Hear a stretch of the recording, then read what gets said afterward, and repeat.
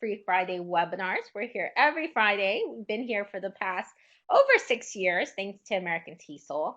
And we're always having new topics, and we also share the latest technology that is free apps, free web tools. But we also talk about different types of pedagogy related to language learners, and also we do have numerous courses. One of the ones that I wrote, I'm Shelly Sanchez Terrell, and I wrote the ESL Tech course, and you can get a certification for teaching with technology from American TESOL, which is recognized at several different master's programs and bachelor's in different places around the world as well. So if you want to find out more, go to esltech.com or americantesol.com. And today we're going to talk about engaging students with humor, because April 1st, April Fool's Day, is celebrated around the world. And there are many different ways, not necessarily that you can fool your students, but definitely how you can add some humor into the curriculum to really engage learners. Now, there are a lot of benefits when you are using technology or different web apps on integrating humor, because they make it a little bit easier. And so the ones we're going to share with you today actually are a way that if you're not necessarily a very funny person or a comedian or anything like that, and you don't have to be to integrate humor. So we're going to introduce you to those kind of web tools and apps to make that come alive, but also give you some strategies in case you do want to attempt adding humor, and that can be a little bit tricky. Why would we want to add humor? Well, whether you're teaching very young learners, and I've taught from 2 years old all the way to very, very much older, young at heart students in their 80s. And humor works with all of those levels. I'm a teacher who loves to integrate humor into a majority of the trainings and definitely my keynotes and presentations that I've done all over the world. And and one of the reasons why is because I've learned my students really come in with a lot of stress, especially when I was with young learners. Sometimes they didn't get their nap, they didn't eat. Sometimes they didn't get their medication. I mean, there's so many reasons why your students could be, they didn't get enough sleep with teenagers, sometimes their hormone. I mean, there's so many reasons why your students could be very stressed, and they walk in with all of that. They carry that in the classroom because they're still developing. They still haven't figured out how to relieve that stress. So even adding humor for that reason, so that way they can just be able to relieve that. You're teaching them the development skill. You're showing them how to take that stressful event that happened, breaking up with their boyfriend, fighting with someone, another friend, and then how to kind of put that out the door just by simply getting them to laugh. So it can be a very, very, very useful tool. With your adult students, there's all kinds of work-related stress, especially if you're teaching language learners. Then they'll come sometimes after work. They've had a long day at work. There's traffic. Maybe they got in arguments. Maybe they have all of these lists to do things in their mind. And then just learning language itself is something that can be very stressful. So I love this quote by Dr. Seuss, and I think Dr. Seuss himself is such a great type of teacher. And you'll notice that his books are timeless. Even students today, even very young children today, love his books. And one of the reasons why is it uses a lot of humor, but you'll see that the language is very elevated. You'll see that the adventures and the story and the plot lines and the characters are actually quite complicated. But people like it because it's nonsense sometimes. And sometimes we just need some fun. We just need some laughter. We just need something to wake up the brain cells, to get us out of being so stressed and frustrated, so that way we can open our minds and our brains to learning. And so I find that it works very well with our students. So I wouldn't ask you to do something that I don't like to do. So these are places I've visited around the world. And of course, you can see how with the different, I'm definitely a jokester myself. And I definitely love to have about, not take myself too seriously. Now, I know for some teachers that wouldn't work because that's not your personality. So we're not asking you to do something like that. In fact, with technology, it'll make it a little bit easier. But when you are integrating different activities, you get a choice of whether or not the materials and what you use, the strategies. So that's why we're going to pinpoint some of those strategies.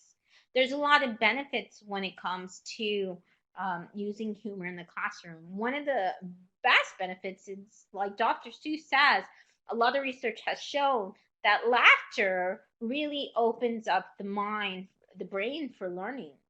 What it does is it there's a lot of stressors, and so when students are so stressed, they'll sometimes walk into a classroom and they'll close their minds to new ideas.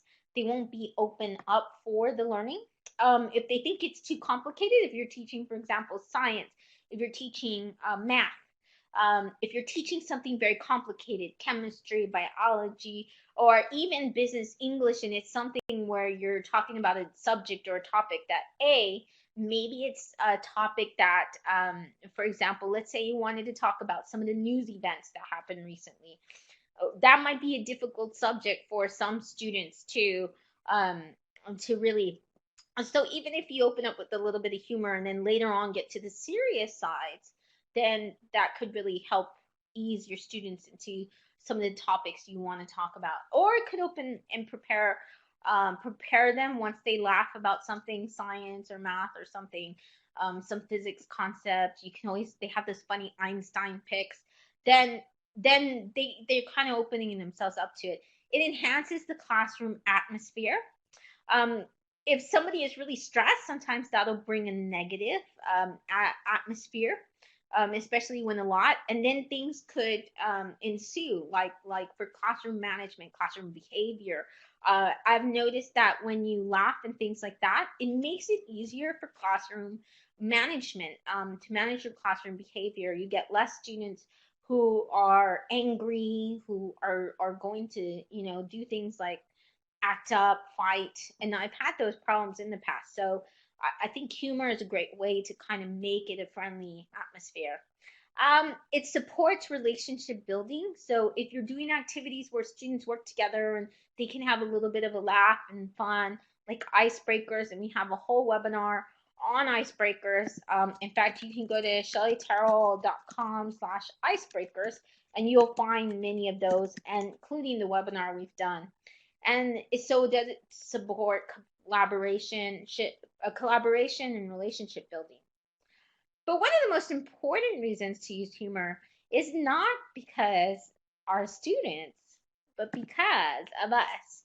Being a teacher is extremely stressful. And in fact, we had an interview with the teacher we recently posted on American TESOL about and she was from Brno, and she was saying, it's really hard, it's difficult being being a teacher and teaching in different places around the world. And so if you use humor constantly, at least I know when I've done that, it really helps me avoid burnout. When I have fun in my classes, then I want to go to class. If the activities are fun, if I can laugh. For example, one of the great things is those test answers, where you see the most funniest test answers are answers to tests. Laughing at that actually makes grading a little bit less stressful for me. So I'm not saying that's the way we want our students to incorporate humor, but our students do have a bit of a personality. They are going to do very silly things. And I do think that if we enable them to use humor in a good way for their projects, that it could turn out really well, very creative, but also if you're grading a whole bunch of different activities and projects, wouldn't you want to have a laugh now and then and for it to be something very productive? So here are some ways that you can introduce humor. So for young learners, this can be quite good. This is necessarily not going to work with adolescents, teenagers, or with adults. But for really young learners, you may like, for example, to use, you can introduce a funny guest. So if you're not the type of person that's necessarily um, um, if you're not the type who's necessarily a comedian or anything like that, or you have like a sarcastic sense of humor and you don't want to bring that in the classroom, that's okay, and that's very responsible to think about that. So you can have a funny guest. You can have, for example, puppet, and a lot of kids just think a puppet talking is funny itself. So you can bring in different types of characters and puppets and finger play puppets. You can have the finger puppets. You can have your students themselves make finger puppets. And we also have an American TESOL. We have a whole webinar on how to use puppets, how to use, for example, also finger plays and things like that. And so you can find any of those recordings or anything if you go to American TESOL. Just do a search in our TESOL channel, youtube.com/user/atesol. Do a search for finger puppets, TPR, anything like that, and you'll find the different webinars we have. You can integrate jokes into the classroom. Have a whole entire webinar on jokes as well. With jokes, it's good because you can find them by the topic. And of course, you're going to find bookmarks for all of these in my Pearl Trees bookmarks that you can look at for free.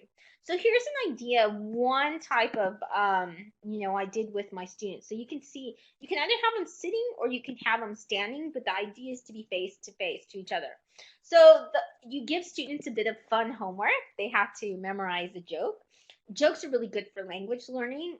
They're a way that you notice that a lot of students will have a kind of joke that it plays with words. Jokes have plays on words.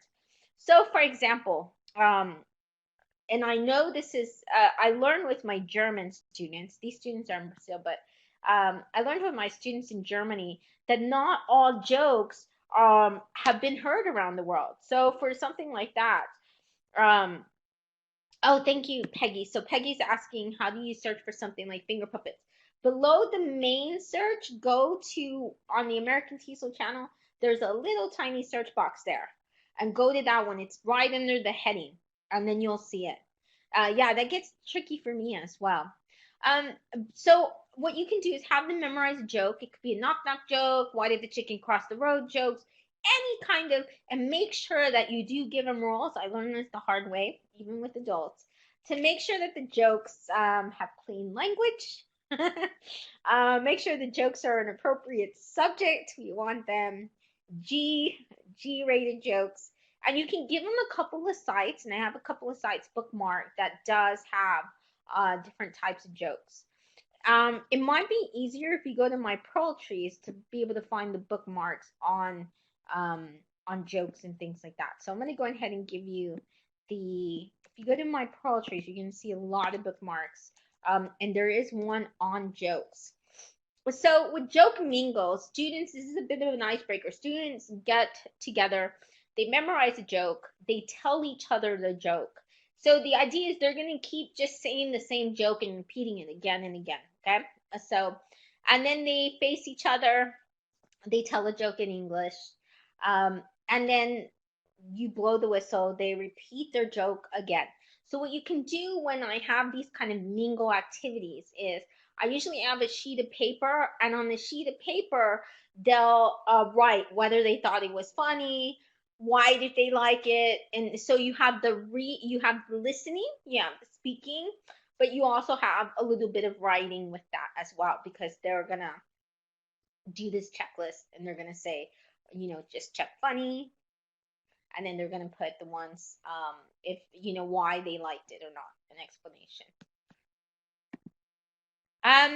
Humor can be really great, especially in stressful situations. So when throughout the year your students are going to get stressed, then these are times that you really want to use some humor. So for example, if you have a class let's say you work in a school system, and I've done that within Texas, and there were certain times when I knew that my students were gonna be stressed, like for example, or tired after lunch, before lunch, that's always a crazy time, or different times of the year. For example, before summer break, your students may get a little antsy and things like that. Before testing, so if they are testing, that's a very stressful time for students. So there's a lot of times throughout the year that you know your students are going to be stressed, that's when you really want to use humor. Because if your students are more relaxed going into a test, those that tend to be less stressed, research has shown that they do better as well. Because if they're too stressed out, they psych themselves out. They may find, like, especially when they're reading instructions, it's very complicated for them because they're making it too complicated because they're stressed out. So them relaxing can be really good. A lot of teachers do this with memes. Now, I wouldn't recommend this for your students, but you can make a meme or using memegenerator.net. And when you make a meme, it could be things for example, strategies for an exam. So here you have two memes. Here's one, the success baby. Don't know question on the test. Answers on another test. Talking during the test, and nobody got time for that. Now, memes are really part of something that a lot of students can respond to. One of the ways that you can do it in a fun way, even with giving quizzes and stuff, is quizzes.com. So quizzes is a free way to create quizzes, games, things like that. And they've made it fun for students, and they allow you to have memes. So after a test question, after your students have answered this, and they can answer this on any device, they can use it for example, you could use it for it's a lot like Kahoot, but the reason why I put this one up is because it has the memes after as well. So after a multiple choice question and they answer that, a meme will pop up that you choose. So it makes it even easier for you to integrate memes into a curriculum and stuff. So I really think that this is really good for that. Quizzes.com. It's another way, just like Kahoot, how to get a game, how to have trivia, how to have a quiz for your students. You can have fun with the delivery. So when you are delivering something, some teachers like to dress up. There's a famous movement out there, teach like a pirate. That's not my typical style. I'm not the kind that will walk in and dress up. It's not for every teacher. But there are some of you who might find that quite fun. I know a teacher who actually teaches her university students online. She's from Ireland. And she wears a lab coat. She wears a lab coat when she does these kind of webinars with her college students. And she asks to teach them physics and science as well. I know when I was taking, way back when I was in college, and I was taking calculus, our teacher used to put smiley faces on the graph when I was taking calculus at a university level. So there are different ways you can have fun with the delivery.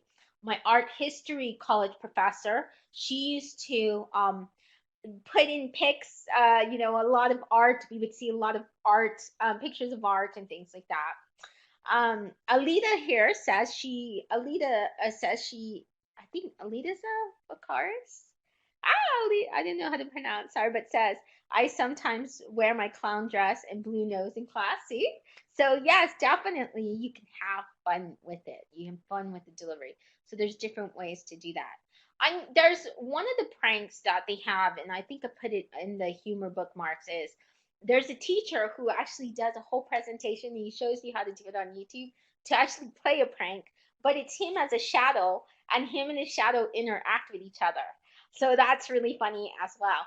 But my art history teacher used to put in just regular funny pics, like of a bodybuilder, and say, ooh, how did that get in there? So there's different ways in the delivery and presentation that you can add humor.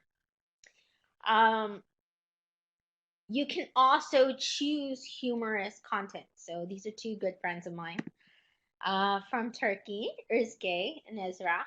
And they are reading a book here, Everybody Poos. So you have a choice of what you teach, so you may be teaching different topics, but you can find something humorous, whether it be a meme, whether it be the articles you choose, whether it be the materials themselves, and also the text itself. So for example, there are some different types of writing prompts. So we need to get our students to write things like that. A lot of the ones that I like that are pretty humorous are from John Spencer, but you can find these at photoprompts.tumblr.com.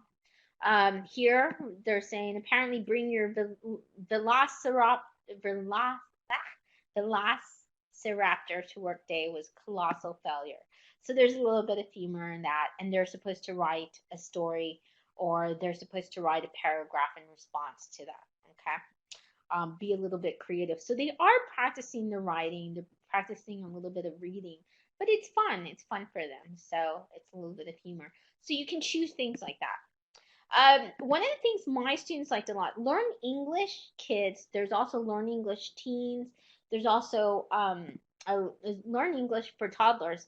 And what they do is have a lot of different types of games to go with stories, and they have a lot of stories and they put some humor in it.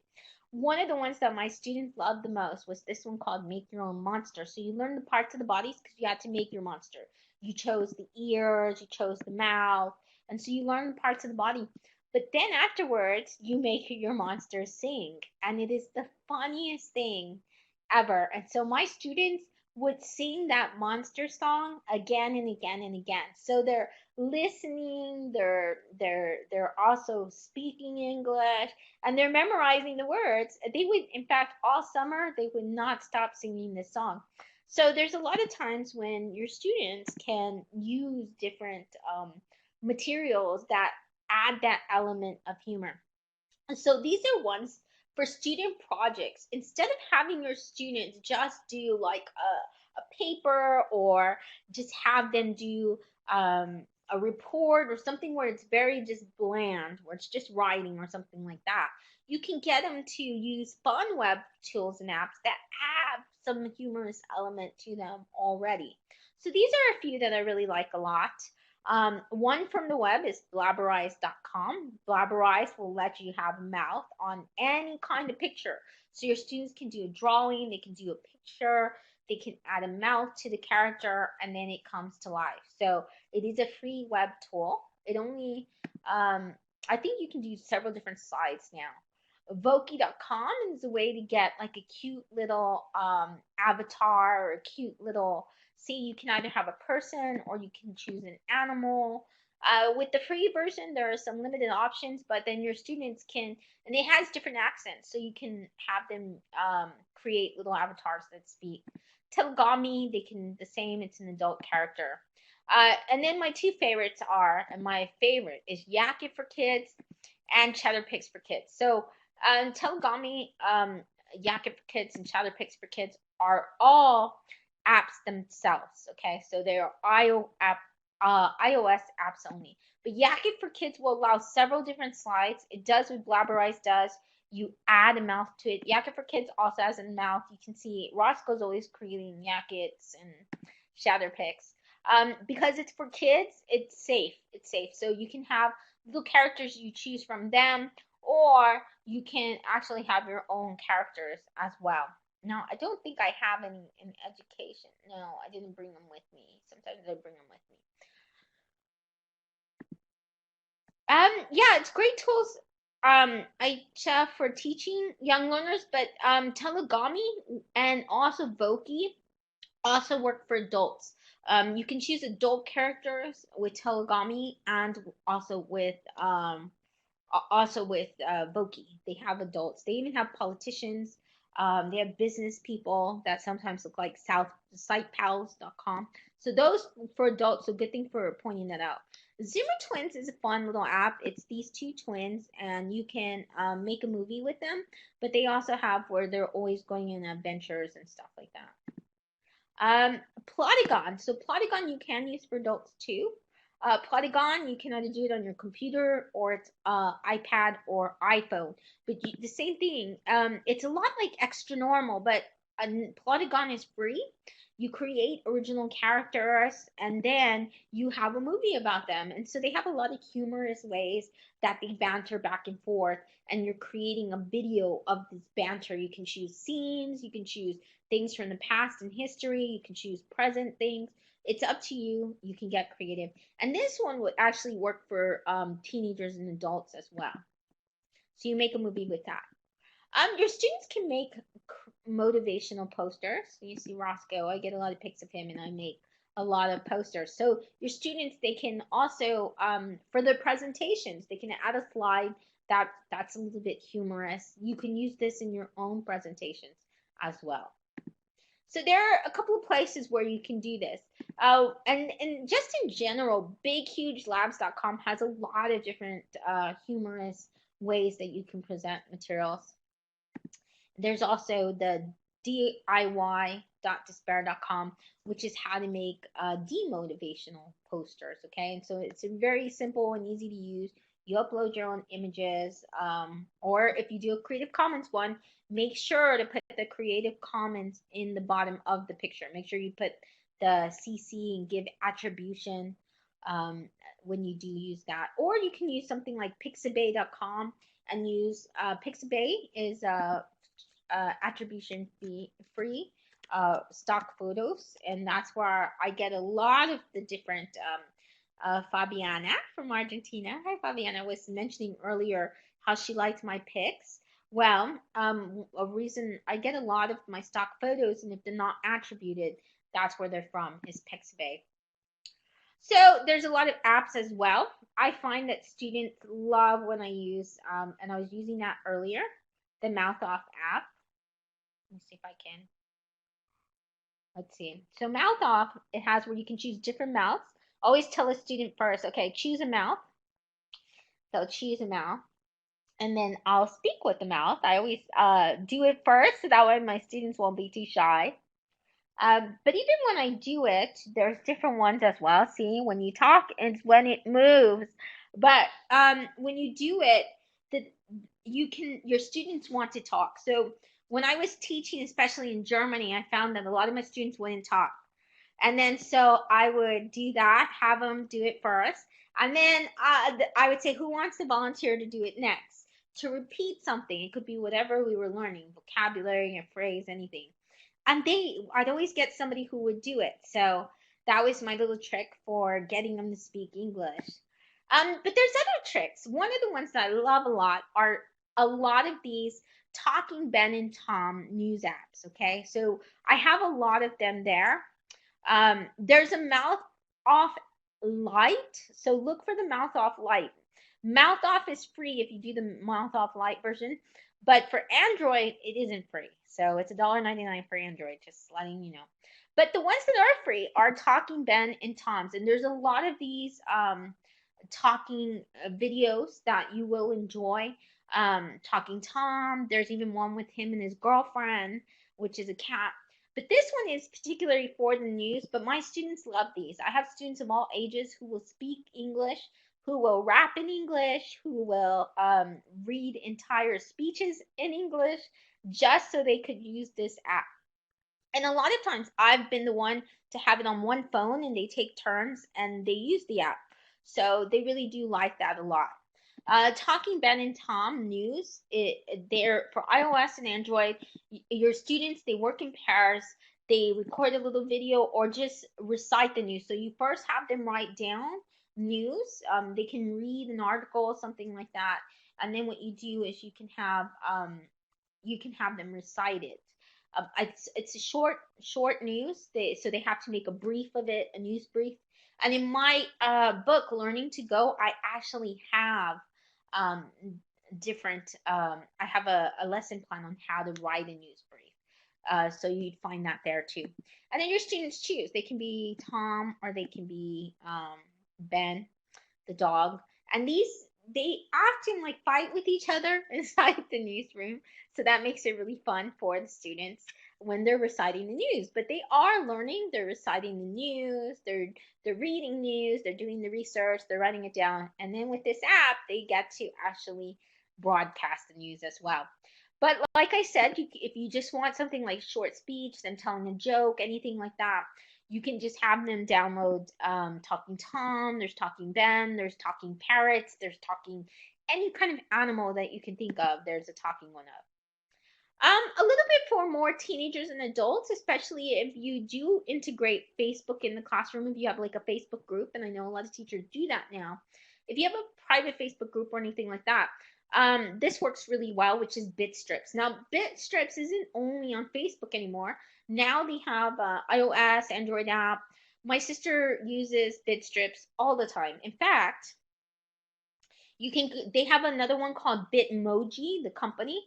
And then you can see my sister is crazy about hers. And my sister's, she's in her early 30s. So it works with adults a lot too. They love this. A lot of adults will come out of their shell and they will use bit strips. So there is a bit strips for education as well for younger learners. This is a little bit, teenagers like it as well. You can see here my sister's bit strips. She uses these in text all the time, so you can kind of see it. Sorry. Let's see, putting it there. And what it does is it makes like an avatar of themselves, and then they can use the different ones. She texts the bit strip all the time. So a lot of people get really obsessed with them and use their bit strip avatar. And if they're connected to each other on Facebook, then it makes it fun for them too. You can use different types of apps like Puppet Pals. Puppet Pals is, students love doing this because they can put themselves in as characters. Of course, you want to protect your students, so you don't always have to have them do that. They can actually choose characters. Now, there's a Puppet Pals 2, and that one's free, and that's the one I recommend. iPad, and then, of course, iOS devices. You make a little movie with characters speaking. You get to choose where they're at, and it makes a quick little movie. Sock Puppets, another iOS app. You select two sock puppets, the background, and then you make a video. You can work in pairs or just have one by itself. The funny thing about sock puppets is when your students record the voice, don't tell them, but usually they'll have where the voice makes a higher pitched voice or a funny voice. So then the students don't realize that, and it makes them laugh even more because they didn't realize that it actually had that. Toontastic, Google recently bought that. So if you do have a iPad, then you can get Toontastic and make really great movies. It goes through the story arc. So here you can tell where it says the settings, conflict, so it really just walk them through the storytelling process so they can be a little bit more organized with their creativity. And that's it. So there's many, many different websites and tools, and there is strategies and ideas shared. Soon at shellyterrell.com/humor, you can go to the page, but I've already listed some apps and stuff, but I will be getting the slides up there so you can download the slides. You can find many, many more ideas, things I didn't mention, like Tiny Tap. Tiny Tap's a way to create a game and also have humor.